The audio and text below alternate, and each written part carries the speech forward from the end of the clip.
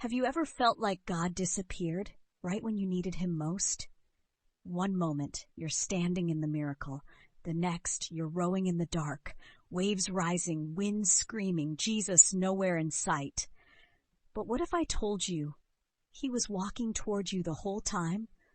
Right now, through the storm, above the chaos, he's coming closer. In this episode of Bible Adventure, we dive into John 6:15-24, the moment Jesus walked on water, not just to prove his power, but to remind you, he never leaves his own in the storm.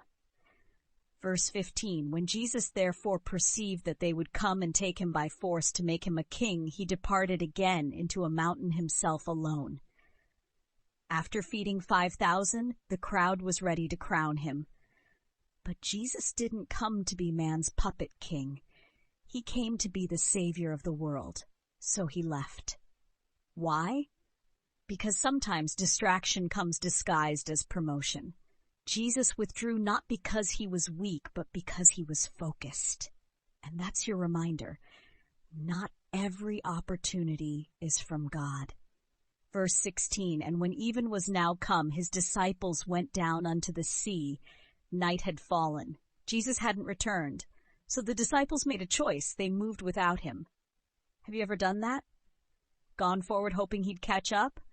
But when you move without his presence, you risk sailing straight into a storm. Verse 17, and entered into a ship and went over the sea toward Capernaum. And it was now dark, and Jesus was not come to them. It was dark, and Jesus was not with them. That line hits different when you've lived it, when you're in transition, confused, drifting. And it feels like Jesus stayed behind. But friend, don't mistake silence for absence. He's coming. He always comes. Verse 18, and the sea arose by reason of a great wind that blew. Here it is, the storm. Right after the miracle. Right after the multiplication. Because mountaintop moments don't exempt you from valley storms.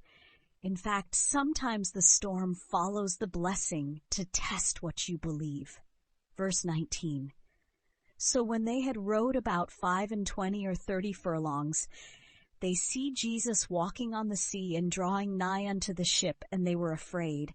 They had rowed for hours in fear, fatigue, and darkness. Then they saw a figure walking on the waves. But instead of relief, they felt fear. Isn't that just like us?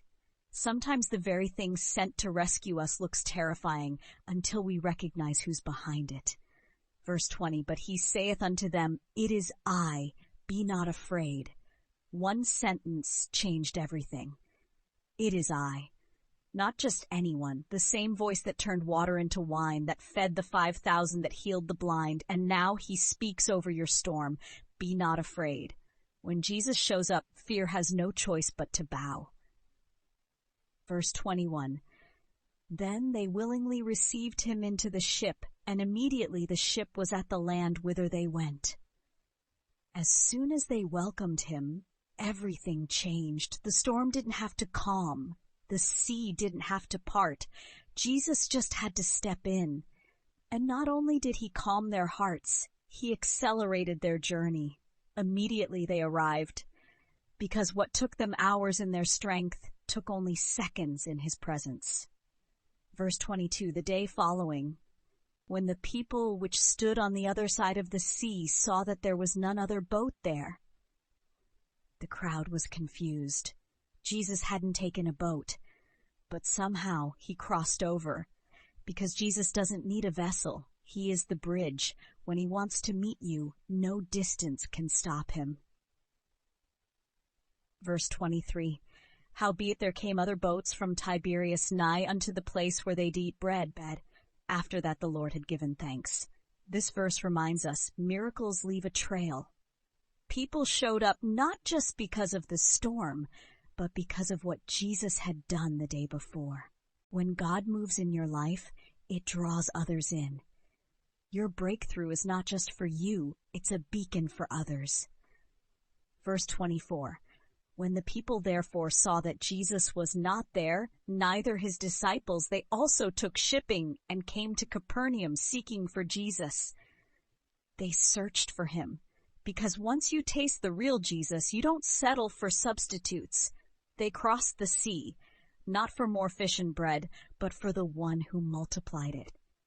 That's what storms do. That's what miracles do. They create a hunger, a pursuit, a fire to find Jesus, not just for what he does, but for who he is. If you've ever rode in the dark, if you've ever cried, "Where is God?" in the middle of your storm, then this story is your reminder. He hasn't forgotten you. He's walking toward you even now, and the moment you welcome him in, everything changes. Comment below. Jesus, step into my storm. If this message spoke to your heart, like the video, subscribe to Bible Adventure. Share this with someone who's in a storm right now. Jesus is closer than you think.